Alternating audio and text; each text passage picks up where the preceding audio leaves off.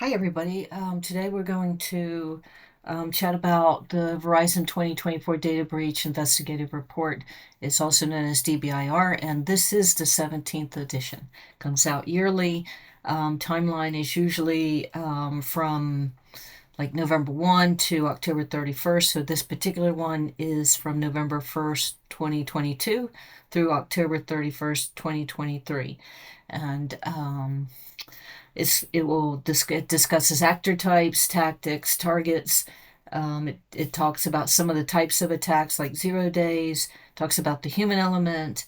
This particular report discusses I guess there was over 30,000 real world security incidents that had occurred this past report, and a little over 10,000 are confirmed data breaches.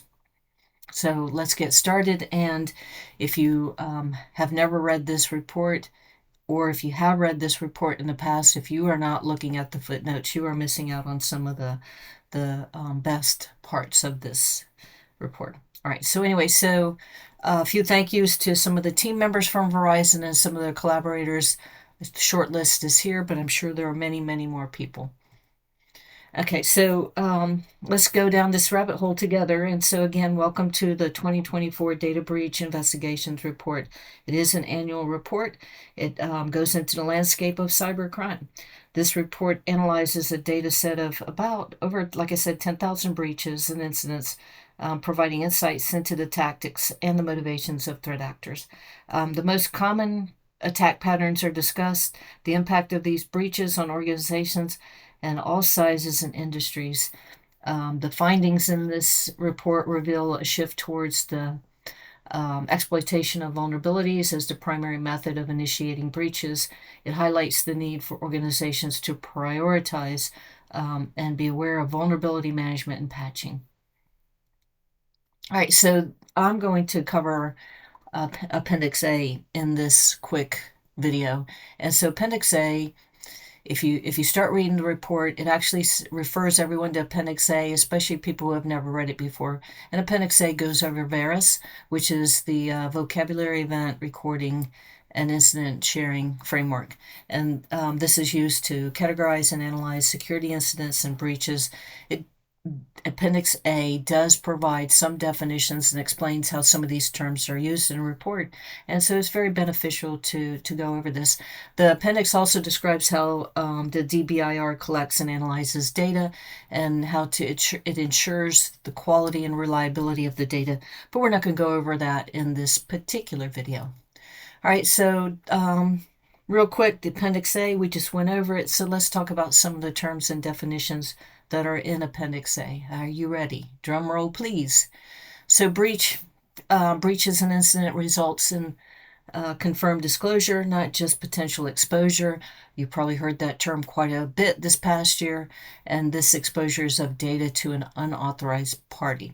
An example that DBIR gives is that a DDoS attack, for instance, is most often an incident rather than a breach since no data is exfiltrated. So a denial of service, they don't pull data from you, they don't take your data, they just stop you from accessing it.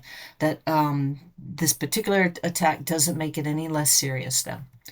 All right, so what's an incident? An incident is a security event that compromises the integrity, confidentiality, or availability of an information asset. And so if you've taken any classes or if you've read a lot about cybersecurity, that actually is the CIA.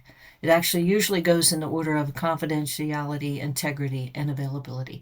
But that's what an incident is. It's an event that compromises one of those three.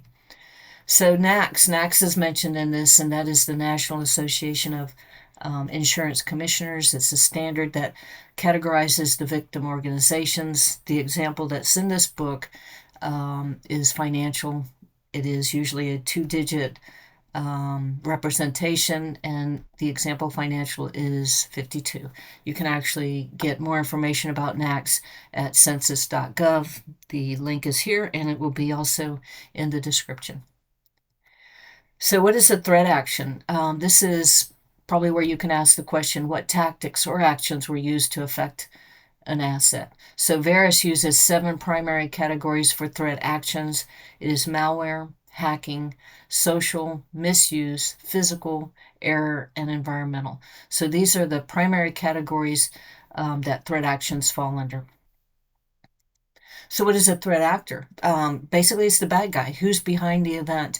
And I shouldn't say bad guy all the time. It can be an employee. So, it could be an external bad guy, someone who's out to rip you off, get you some money. It can be an employee who just accidentally does something, um, being unaware of what's going on, like leaving their credentials written on a label on their keyboard, or even a misconfiguration or something like that. So